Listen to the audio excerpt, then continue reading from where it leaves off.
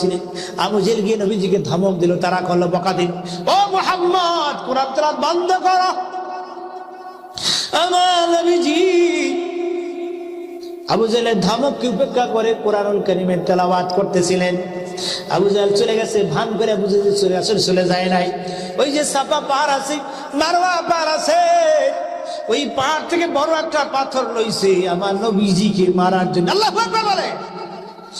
বড় পাথর লইয়া, বড় পাথর নিয়ে নবীজি পিছন দিয়ে ঘুরিয়ে ঘুরে আসিয়া নবীজির মাথাকে লক্ষ্য করে এমন জোরে পাথরটা মেরে দিল, ওই পাথর আঘাতে সঙ্গে সঙ্গে নবীজির মাথা ফেটে গেল। নবীজি কাবারা তুমি কাইতে পড়ে গেলেন, চিৎকার দিয়ে বলে, আবু জেহেল আজ আমার বাবা নাই, আমি এতিম পাইয়া